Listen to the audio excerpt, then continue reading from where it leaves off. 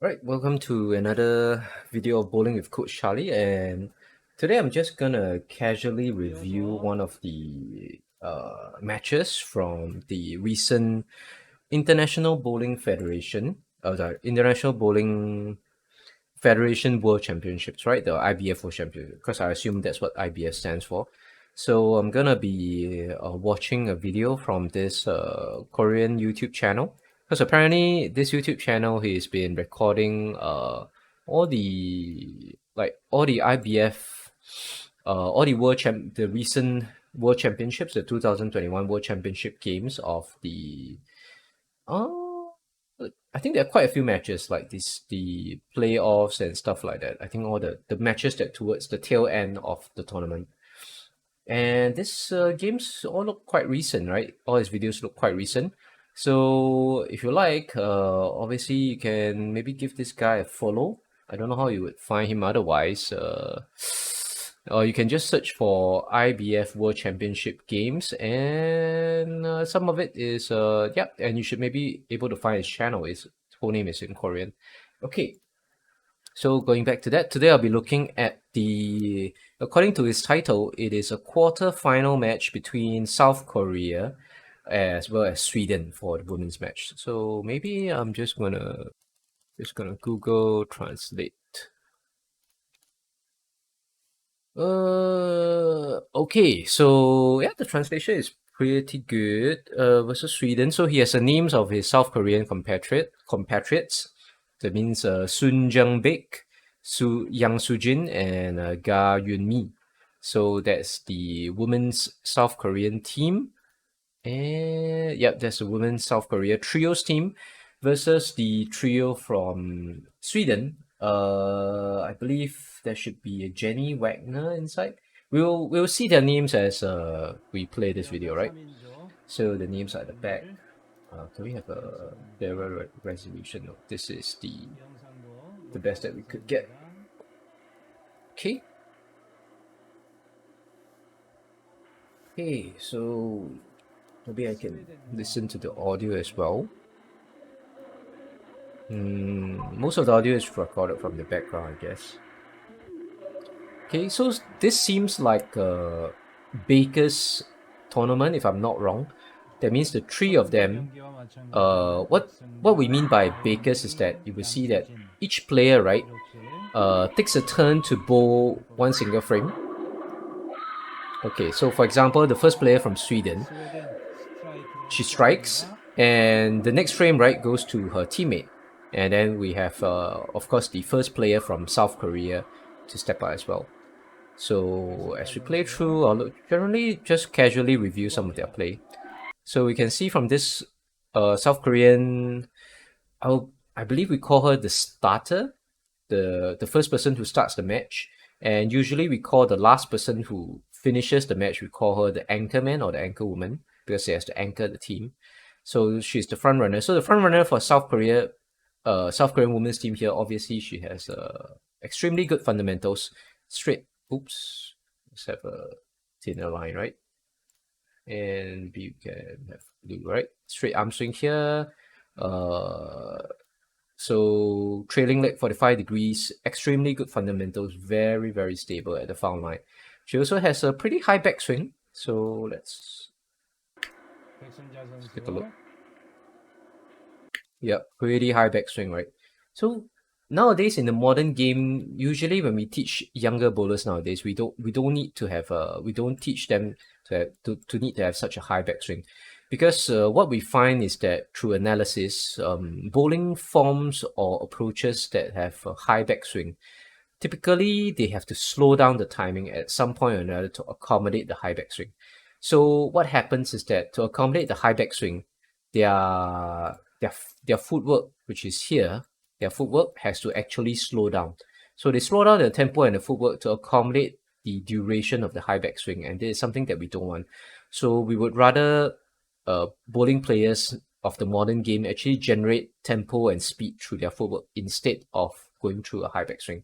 And that's also more important to the fact for two-handed players, because obviously two-handers can't have a high backswing because we are limited by the upswing, right? When we swing the the shoulder will have a certain lock at a certain part of the backswing.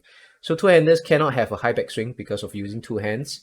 So obviously for the two-handed game as well, to accommodate the lack of a high backswing, we have to generate speed through speed and tempo of our feet.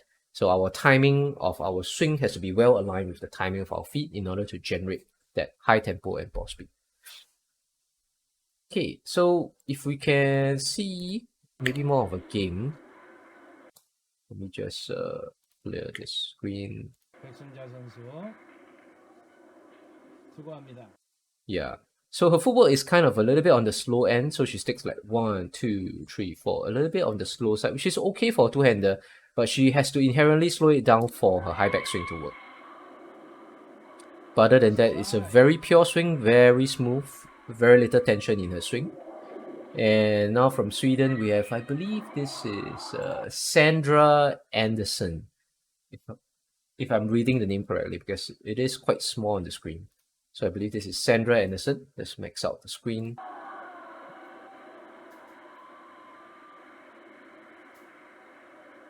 So I remember watching Sandra Anderson before, and she has a unique style of no, I believe this it's not Sandra Anderson that has that. Yeah, it is. So Sandra Anderson, she has a unique style whereby her release, right? When she releases the ball, it is quite a fair bit of distance away from her feet. So let me try and get the exact frame where she releases. It's not too bad, but you can see that there is some distance away, and it's more apparent when she plays on the left-hand side of the lane. Like it's more apparent when she plays on the left-hand side of the lane, but the distance that she releases the ball away from her feet, there's quite a fair bit of distance. Which when I was looking at it, it is usually not recommended. Usually as bowling coaches, we try and recommend the player releasing the ball as close as possible to your left feet, if it's possible right beside the left feet. The main reason we want that is because when you release close to your left feet, it is easiest to generate leverage. Because if you want to, for example, if you imagine yourself lifting a heavy load, right? If you lift a heavy load very far away from your feet, or if you lift a heavy load very close to your feet, which one will be easier to lift? So most of the time, most people would with experience carrying heavy stuff would say that if they put the heavy load very close to their feet, it is easier for them to lift it. Basically because you can utilize the power of your feet more. You have more leverage and it's easier to lift the heavy load, so it's easier to apply power to the bowling ball. So if you have a bowling form whereby you have a very big gap away, when you release the ball, there's a very big gap away from the left hand, from your left feet for a right-hander, right? For your left feet to the ball, so you're missing out on a lot of power. You're losing a lot of leverage. It is easier for the bowler to lose balance, like easier for the bowler to fall off here, because the ball is very far away, and you're also losing power. That means you are losing out on the ability to lift the ball. So it's not recommended. And I think the reason that Jenny Wagner has this kind of form, if I am not wrong, I believe it's the way that her backswing. Yeah, she has this backswing. So if you look at it, she has a figure 8 backswing. Like her backswing, right, goes up, and then it like rotates in the figure 8 position, and then it goes down again. So it goes up this way, then it rotates this direction, and then when it comes down, it has this figure 8. So let's take a look at it again.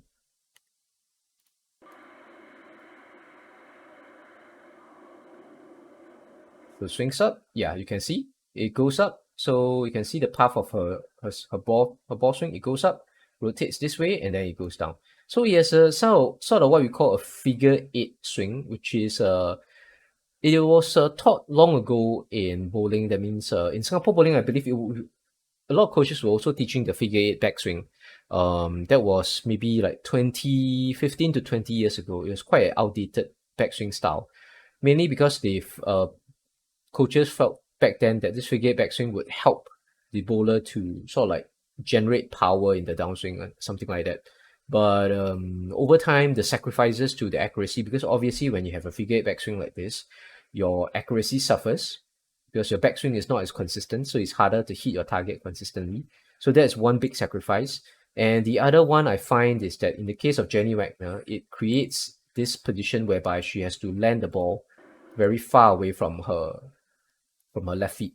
Mainly because, for example, imagine if she has a straight backswing.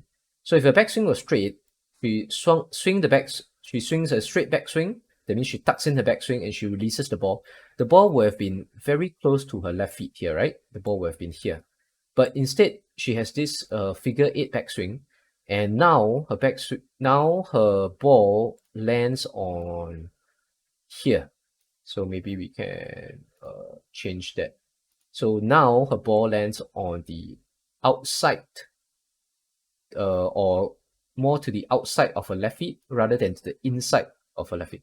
Or should I say more to the outside of her right shoulder than compared to the inside of her right shoulder. So the ball lands further away from her left feet, and because of that, she actually loses leverage. So her ball lands in this blue area here. So that figure 8 backswing is something that we as coaches do not really like to see in bowlers nowadays.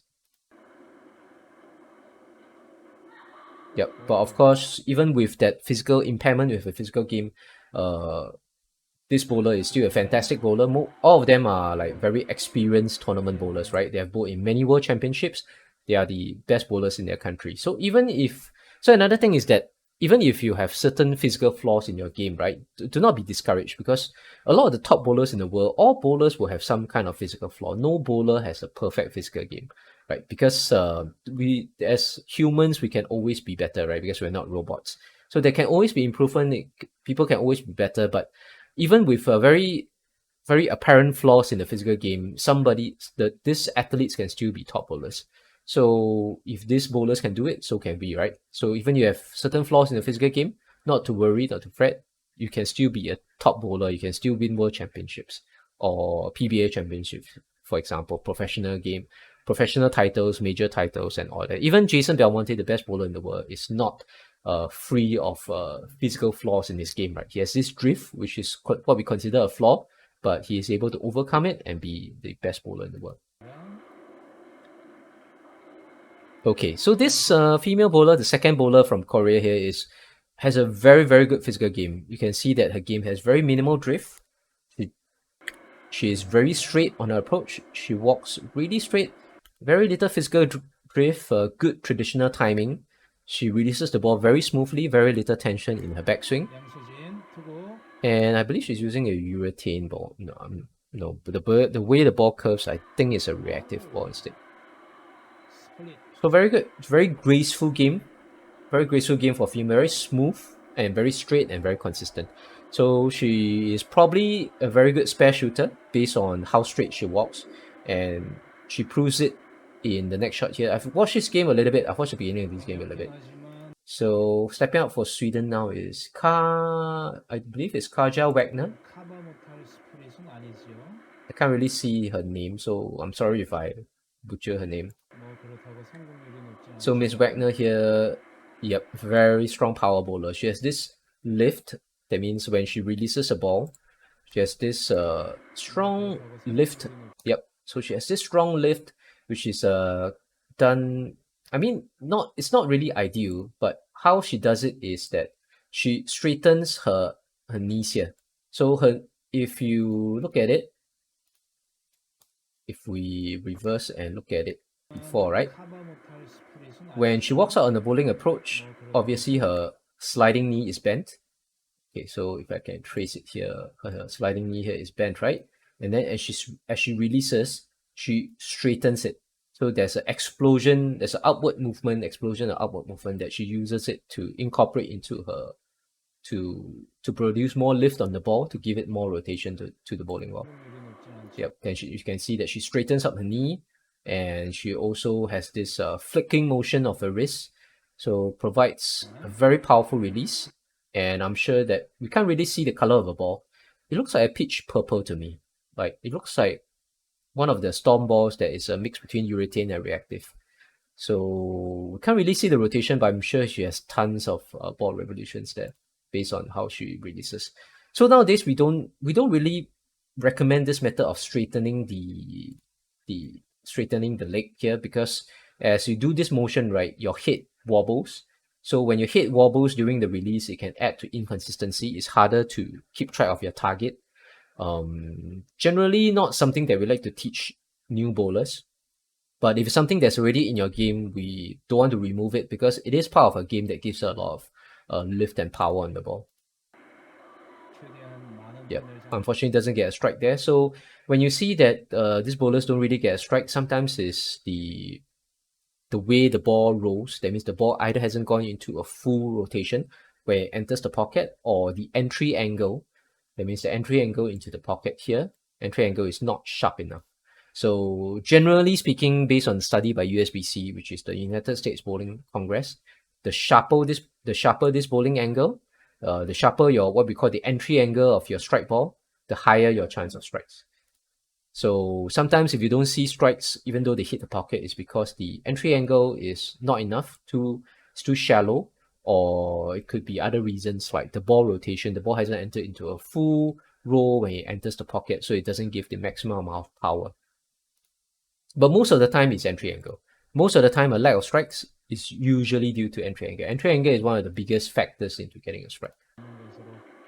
Okay, so the second bowler from South Korea, ladies team here, is a really straight, really accurate, and excellent spare shooter, as she almost converts this split. This is a very difficult split to convert. She almost converts it. So she has a pin perfect accuracy here. Releases the spare ball, just grazes past this pin here. Just grazes past this pin here. Yep, just grazes the because she just needs to have a little bit. That means her ball just needs to hit a little bit more to the right hand side, and she might have converted this split. But still, very difficult split to convert. And you can see that she's an amazing spare shooter because her excellent fundamentals. She walks very straight, minimal drift, very smooth release, very little tension or tug in her approach, and yeah, becomes a very accurate. You can become a very accurate bowler with this bowling system. And meanwhile, Kaja Wagner, releases her spare shot, almost overhooks. Yeah, so you can see that she was struggling with that pin 7 spare, even though it seems to be an easy spare. There is also a drawback to her bowling system because she has this. Yeah, you can see that she straightens her sliding knee on the release for her spare ball as well. So as I mentioned, this upward motion of the body, right? This upward motion really adds to inconsistency and inaccuracy for the bowler because it's just harder to keep track on the target.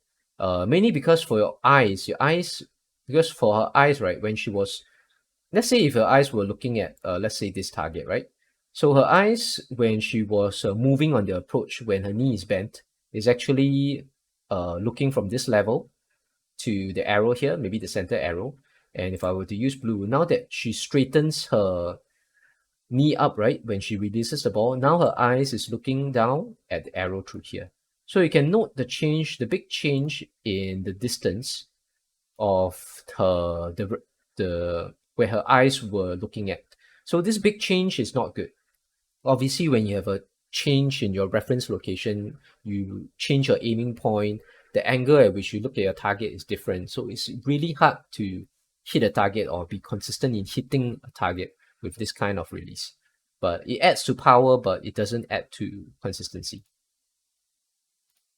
Yep. So you can see that she actually didn't hit the center arrow. So she was using this, I think somewhere around here, this arrow as a target point. And her ball, because of the amount of rev she generates even on the spare shot, you can see that the ball starts to hook towards the end here, right? Starts to hook towards here, and she almost misses. The ball almost overhooks and misses pin 7. And you can see by her body language that when she was shooting at spare, she wasn't really sure that it was going to hit. She's not a very confident spare shooter, unlike the second bowler from South Korea there. Now we have the anchor bowler for the South Korea women's team. Pretty big gal, but it also adds to her power because when you have a big frame, you have a big mass. When you move forward, it's easier to transfer that mass, that heavy mass into your ball motion. So typically, bigger bowlers, bigger width size bowlers, right? I wouldn't call them fat or just call them bigger size. Bigger size bowlers, they have the advantage of higher ball speed and more power. That's because their body mass is larger. So when they move on the approach, when they move forward on the approach here, they can transfer their big body mass into their ball. So when they release the ball, it typically goes faster and goes longer. So whether it has more rotations or not is a different story though, because the rotations is based on release and follow through and the speed of release and so on. But yeah, good ball speed. So she's also very smooth as well. If you look at fundamentals, really good fundamentals as well. What I like a lot about South Korean bowlers is that many of their female bowlers have excellent fundamentals. If you look at their national team, usually their national team level, their national youth team may not be that strong on fundamentals. But if you look at the South Korea women's national team, most of them, their fundamentals are really rock solid. That means their finishing position, their balance arm, extremely straight. Their balance is extremely good. It's like even if their balance is so good, like it's as if even if a storm blows past the bowling center, right, they still won't fall off balance. That's how good their balance is. As well as their release is typically very smooth, very tensionless, very free, smooth and free arm swing, and ensures maximum transfer of power and ball speed to the ball. But what the South Korean women usually suffers from is the ball rotation. That means a lot of South Korean women are very accurate bowlers based on their solid fundamentals, lack of drift and so on. But because their fundamentals are so smooth, they usually do not generate a lot of rev rate and power onto their bowling ball. So they will struggle in terms of rev rate and power. And when you have less rev rate and power, you also struggle in terms of entry angle. Because if you look at a shot, entry angle is really shallow. It's only going into the pocket like this. But typically, let's say if you look at the Swedish women national players, right, they can generate a lot more power and they can make their ball enter from a deeper angle like this. So this deeper angle usually gives them higher strike percentage compared to the South Korean women. So there is a drawback to having really solid fundamentals as well. Right? If you have so solid fundamentals and you have too smooth an approach, sometimes you don't get to generate a lot of rev rate and power. And without rev rate and power, sometimes it's difficult to get strikes. Okay, in this case, she has a perfect line to the pocket. Not say perfect line, but good line to the pocket. Perfect pocket strike in a way, landed solidly in the pocket. And then I can't see the name of this bowler, but yeah, you can see that this bowler pops up again as well. Yep, you can see that she pops up and straightens her sliding knee on release. So she pops up, straightens her sliding knee on release, but she has this very exaggerated follow through where she pulls her whole follow through, like it goes like this, and then her follow through reaches all the way into like the back of almost. She has very flexible arms, that's all I can say. So let's look at it again. So she has a follow through whereby her hand almost touches her back. Yeah, almost touches her back. Really flexible arms and extremely exaggerated follow through. But the follow through also helps to generate ball revolution. So the way she stands up on the approach, her popping up of the knee and that follow through, yeah, look at the pins. The pins just went sideways. There's a lot of power on that shot. Right, so it shows that her rev rate decent for a female bowler, pretty decent, but lots of ball speed, lots of power. So her entry angle isn't that good as well. Let's look at it again. Entry angle is also kind of shallow. Actually, it's not bad, but also kind of shallow compared to male bowlers as well. I mean, this is also kind of a shallow entry angle. So her break point was around here. This zone was a break point. You can see that this is the rightmost marker here on this. This is a Brunswick lane. Rightmost marker here where her ball starts to curve and hook into the pocket. So not a pretty shallow entry angle, and because of that, the strike wasn't perfect, right? I believe when the ball enters, like the pin 5 seems reluctant to move. She manages to pitch it with pin 5, and there's a pin behind. I believe there's pin 8. The pin 8 almost didn't drop. But the pin action, like the pin 5 pushing through the power of the ball speed, the power generated by the ball speed and the revolution pushes the pins to the left and then slaps back to the right. So the swishing motion of the pins manages to push down pin 8 and she gets a strike. but it's not a very convincing traditional strike due to lack of entry angle.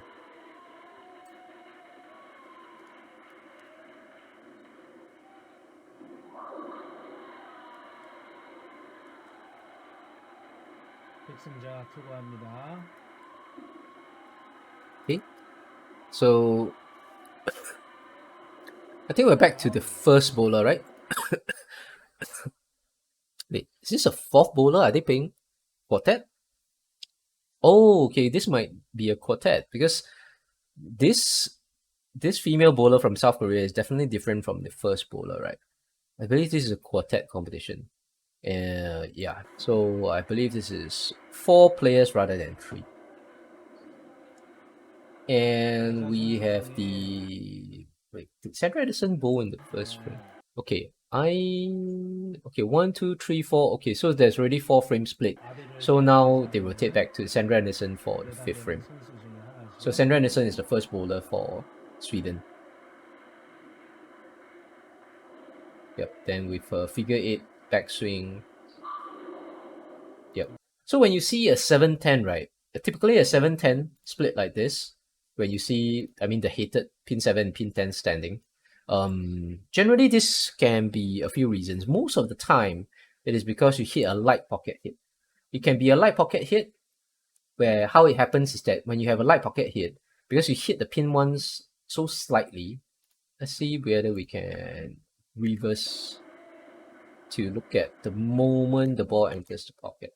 Okay, so what happens is here, when you have a very light pocket hit, right, what happens is that because you hit the pin 1 at a very, okay, maybe do this. Because you hit pin 1 at a very shallow angle, right, you only hit the side of pin 1, you send the pin flying into the left gutter. So pin 1 goes in the left gutter and doesn't touch pin 7. So pin 7 gets left standing. And then because your ball hits, and I believe the ball should drive through, so the ball should drive through this way. But because when the ball drives through this way, you send the pin... Okay, I believe because you hit very heavily on pin 3, pin 3 hits the back of 1, 2, 3, 4, 5, 6. Hits the back of pin 6. So you send pin 6 also very shallowly into the right gutter. So this kind of split typically happens due to a light pocket hit. Light pocket hit, you send the pin 1 into the left gutter, and then based on the pin reaction, the pin combination of how the pin falls, the pin 6 also gets sent to the right gutter. So pin 6 doesn't push down pin 10, and pin 1 doesn't get to push down pin 7. Or pin 1 doesn't start the chain reaction of pushing this pin and this pin to hit pin 7. So pin 7 gets left standing, pin 10 get left standing, and that is how we leave the 7-10. So in this case, I can't... the pocket hit looks decent. It also looks a little bit shallow. It looks decent. What I believe in this case, unfortunately for this particular bowler, how she left the 7-10 isn't really a light pocket hit. It seems to be a pretty solid pocket hit. But her ball might not have entered into the full rotation. So somehow it sent the pins flying as well. So you can see here in this freeze frame here, see this pin? It flies around. So it flew around pin 7, it didn't touch pin 7. And there's a pin that I believe is ready into the gutter. Let's see whether we can reverse it again. And I really want to see this in slow motion, right? Let's see if we can break down the reaction of how we get a 7-10. Okay, let's mute this. And it's going. Let's see, it's at quarter speed. Okay, so we hit. So you can see the pins get sent flying, right? So now we can see pin 1 gets sent flying into the left gutter. And let's continue. Okay. Yep, and you can see a pin that flies in front of pin 7. I believe this is pin 6 if I'm not wrong. So pin 6 gets sent flying into the right gutter. So pin 1 gets sent flying into the left gutter along with, I believe, pin 2 as well. Pin 1, pin 2 gets all sent flying into the left gutter. Pin 6 gets sent flying into the right gutter. And then there's no pins that touches pin 7 and 10. and you leave the dreaded 7-10 split. Voila. So that's a breakdown of how we leave the 7-10. Okay, which is unfortunate, but it happens in bowling. Okay, so let's go back to normal speed. Okay. 스웨덴은 7텐이 남았습니다. So now we have the fourth bowler from South Korea. Also, she has a high backswing as well. Really smooth high backswing. Reminds me of the first bowler. Is she the first bowler? Oh, okay. So I'm super confused there. I still think there's three. So I think she's the first bowler. So she was the first bowler for South Korea with the high backswing. And the second bowler is the lady with ponytail that has a very straight, that is a very good spare shooter. And I believe Sandra Nissen is actually the second bowler for Sweden. And obviously she's trying to spare the 7-10. Good attempt, not too bad.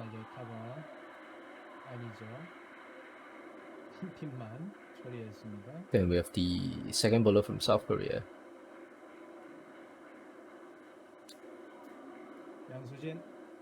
So decently high backswing, like not too high, pretty good, very smooth release, and lots of power when it hits the pocket as well. So you can see when I mentioned that the South Korean women, they typically do not have a very sharp entry angle. Let's take a look at a shot as it enters the pocket. So we look at her break point, her ball hooks. So you can see her ball hooks a little bit closer, deeper into the lane compared with the Swedish national girls, right? So her ball hooks around here. It's about board 12. So the rangefinder here, I believe, if I'm not wrong, should be board 10. So her ball hooks, her break point is around board 12 instead.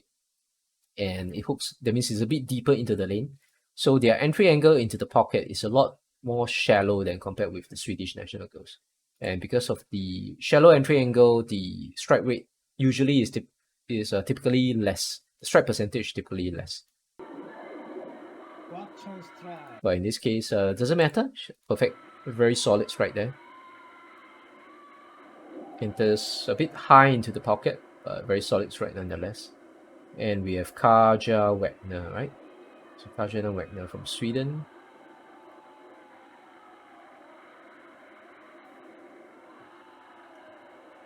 Okay. So for Kaja's backswing as well, okay, so unfortunately we already see that she left a split here. So for Kaja, you can see that she doesn't have that figure 8 backswing. So at the top of her backswing, so her backswing is very straight and tucked in. So her backswing is like this, straight, tucked in, and then when she releases the ball should be close to her left feet. Yep, so when she releases the ball is very close to her left feet. You can see that the distance between her left feet and the ball is very minimal. It's a lot closer to her left feet, and that adds to her ability to provide lift and generate rotations on the ball.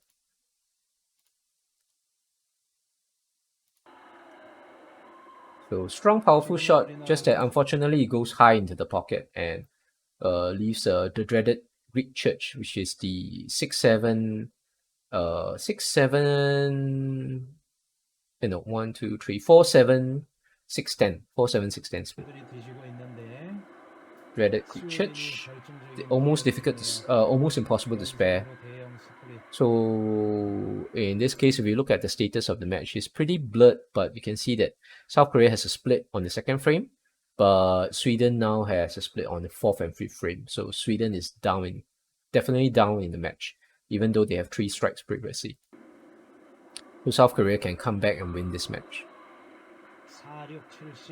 Yep, and this South Korea's anchor bowler in their trios match, and you can see that it hits light into the pocket. So this is another sort of like a disadvantage of a shallow entry angle. So when you can see that when it enters into the pocket, right, the ball deflects straight away. It doesn't drive through pin 5, and it leaves this very ugly bucket. Yeah, we call this leaving the bucket, where this is the 2, this is the 2, 4, 2, 4, is this 5? 2, 4, 5, and the back one is 8. 2, 4, 5, 8. So you leave the 2, 4, 5, 8 pin combination or the dreaded bucket. Not as easy to spare, especially in this kind of competitive sport oiling, because if you are not very precise and your ball doesn't roll straight into the bucket, there's a chance that you leave the pin 8 standing and you leave an open frame. So generally not one, she's definitely not happy to leave that bucket, and she's not looking forward to the spare. And obviously, when she was obviously what happens, like this is something that happens in competitive matches, right? You look at your opponent's score, especially if you're doing a side by side sort of like match play system. So she saw that the Swedes have actually left a big wide open Greek church, and she was hoping to capitalize by having a strike here. She was hoping to capitalize by having a big fat strike here. Then they can have a leap up in score. So when they leap up in score, it boosts the morale of the team because your team goes ahead in score. It makes them feel better, and generally your head leading in score as well gives you a higher chance to win. So she was really hoping for that strike as to capitalize on the split from the Swedish team. But unfortunately, she left the bucket and she has to make a difficult spare. So Kaja Wagner obviously doesn't spare this as expected, gets 2, good count. And now their anchor bowler comes up. And the South Korean lady here, the anchor bowler here, she has to try and spare this. She's using a plastic ball, surprisingly. Most of the time, people would use a strike ball because why we would recommend a strike ball, because you actually need the ball to roll straight into this pocket here in order for the ball to roll straight and clear the pin 8 behind. But having a plastic ball will work as well if you are extremely confident in your spare accuracy. So she uses a plastic ball. How does it do for her? Pretty accurate. So she hits it squarely in the sleeper between, that means on the heavy side of the pins that's standing in front of each other.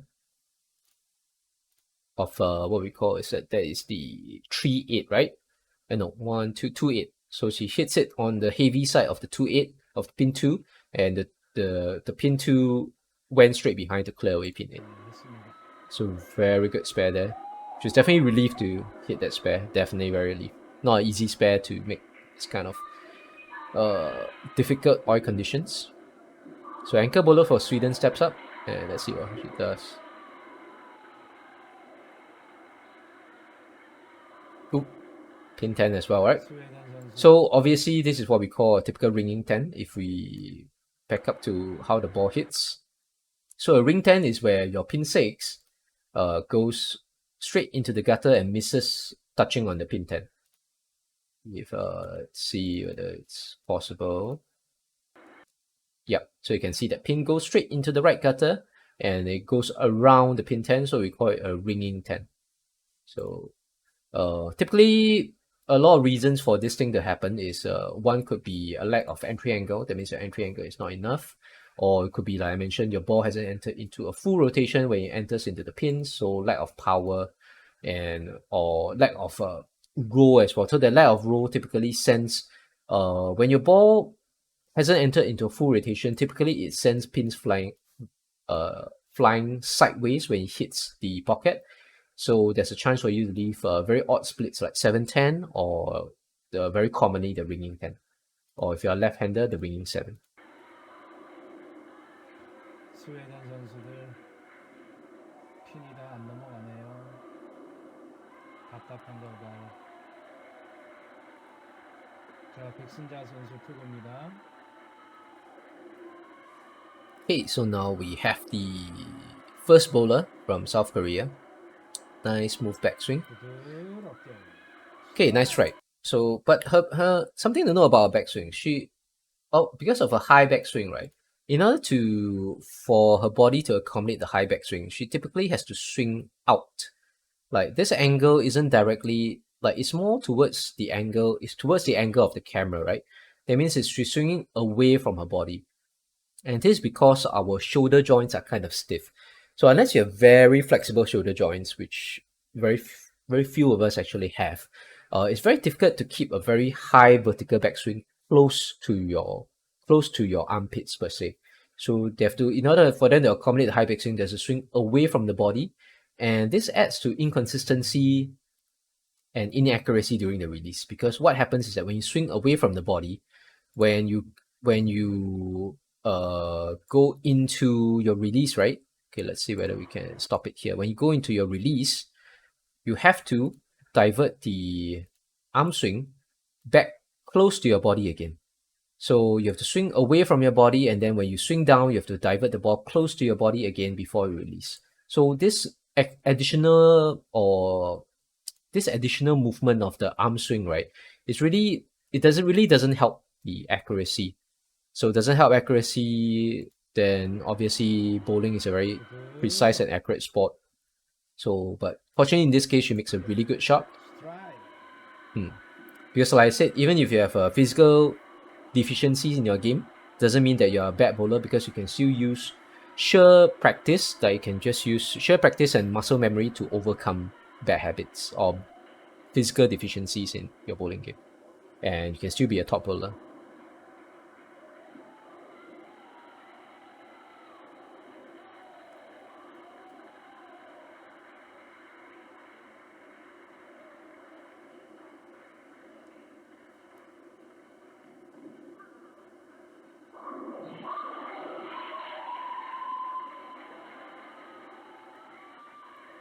But this bowler, she swings away from her body as well. So if you notice, let's take a look at here. Yep. So here at the top of the swing, we can see this evidently at the top of their swing. They swing away from their body, right? So in order for them to accommodate a high backswing, typically the bowler has to swing the ball away from their body in order for the shoulder joint to allow this movement at all. Because typically, yeah, I mean it's difficult to do this. That means to keep the shoulder really close, keep the high backswing really close to your armpit, with a very vertical backswing. It's almost impossible, because your shoulder has to be very flexible, or you have to pivot your body in this. You have to pivot your shoulders in this way, like pivot to allow for that kind of vertical backswing. So this is another one of the reasons why modern coaching, especially in Singapore nowadays, we try not to teach a high backswing, because it hurts the accuracy of the bowler. So not only does it hurt the momentum of the bowler, it hurts the accuracy of the bowler. So there are some disadvantages to having a high backswing. Obviously, the advantage is that having a high backswing used to look cool. Nowadays, we don't really think it looks cool anymore, because it doesn't help the game. The having a high backswing is that because of your ball has a very high position here during release, and when it comes down to the release point, it travels a long distance from top to bottom.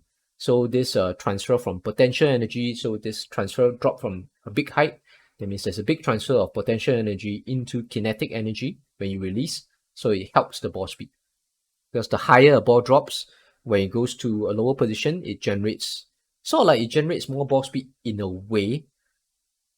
But then again, if you study physics, right, there's a term called terminal velocity. Like, there's a certain distance where the ball height drops, there's a certain acceleration.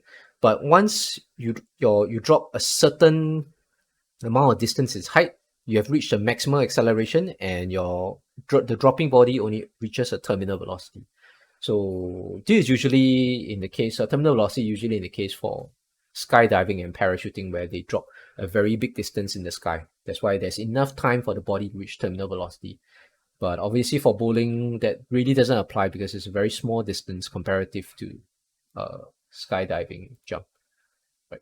So yep. So the benefits of having a high backswing is that a bigger drop in height from the top of the swing to the bottom of the swing to the release point. That's why it gives a higher ball speed upon release.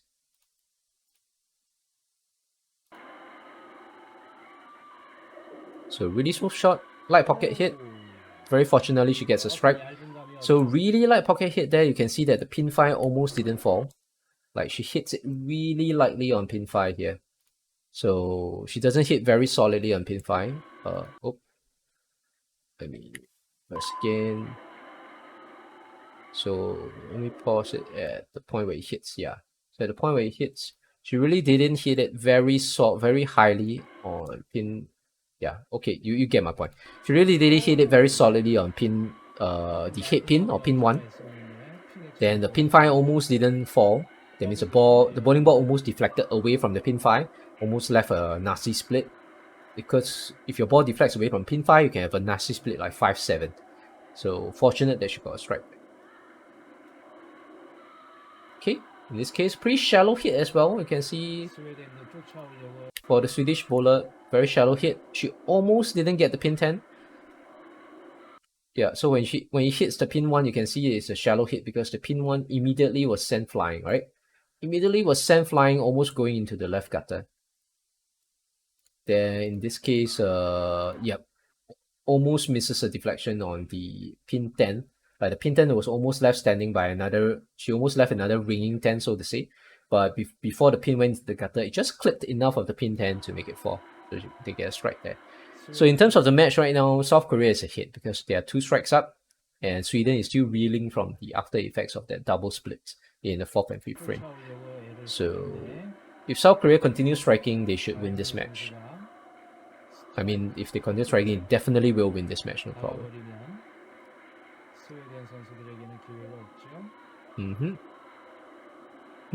Okay. So pin 10. So this pin 10 is less of a ringing 10, right? More like a flat 10.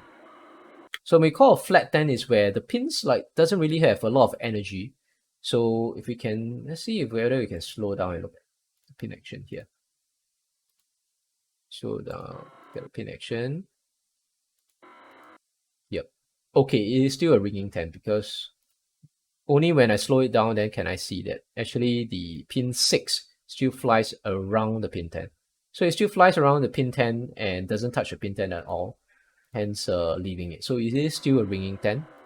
So the left side of the pins, not a lot of energy here. So the left side of the pins doesn't fall with a lot of energy, but the right side of the pins flew straight into the right gutter.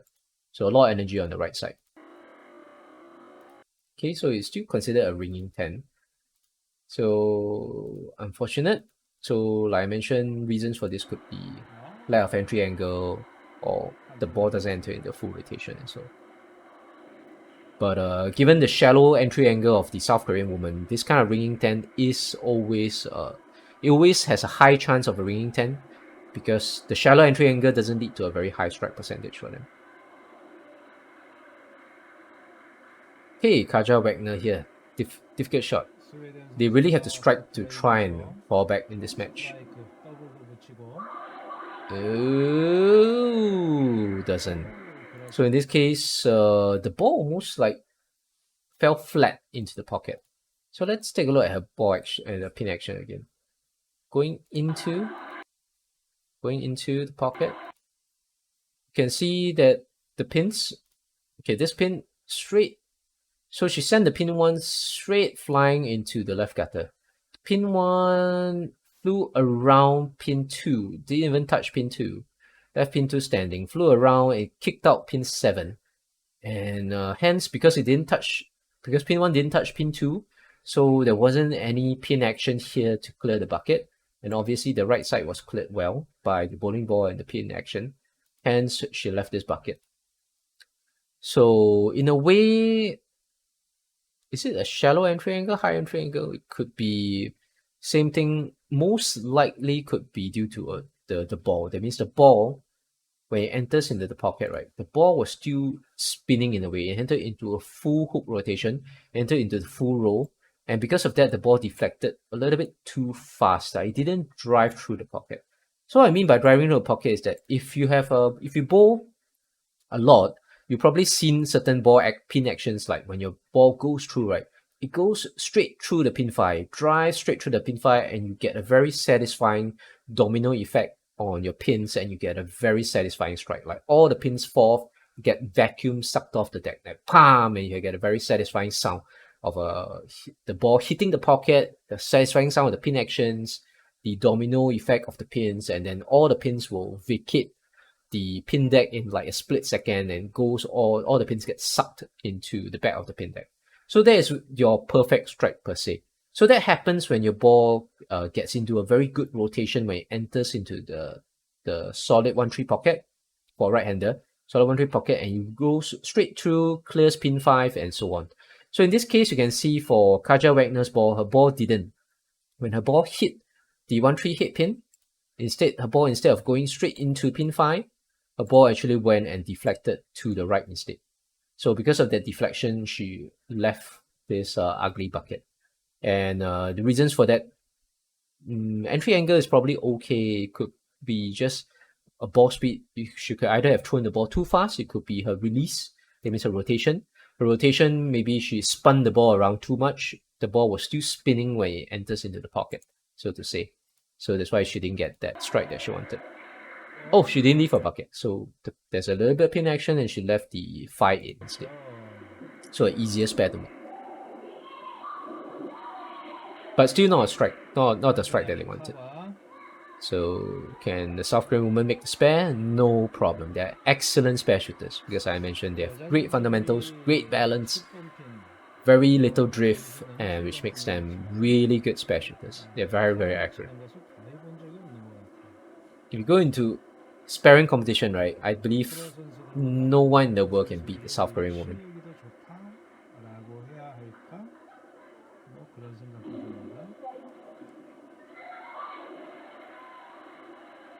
Okay, she went for a strike shot on that to clear that 5-8, and well, she manages to clear it, so no biggie. Okay, so now the first bowler from the South Korean woman happens to be their anchor bowler as well. So this trios format is very interesting, whereby the first bowler, she starts off the first frame, she has to bowl the 10th frame as well. So she becomes the anchor bowler as well. Start off team and she has to end for the team. So it's an interesting Baker format for trios. Goes really smooth shot. Solid strike. They really needed that. You can see how excited the South Korean women are. Because that strike, I think, sort of I think it doesn't ensure that they win because it still depends on. I can't really see the score. I think it's 155. So 155 here. So the maximum score for Sweden, is it 185? Yeah. And yeah, I believe with that strike, South Korean women have won because now their projected score is already 187. So unless the South Korean women throw subsequent gutters, which I highly doubt they will, they are gonna win. They have really won the match based on that strike on the 10th frame. So that's why they were so excited for that. And Sweden ends the game on a split as well. Really unfortunate. They just didn't get a good read on the lane. Like quite a few of their shots either went high into the pocket, which gave them splits on the 4th frame, 5th frame, as well as the 10th frame. And the rest of their shots just didn't get a good enough ball reaction into the pocket for the strikes that they needed in order to balance out the splits.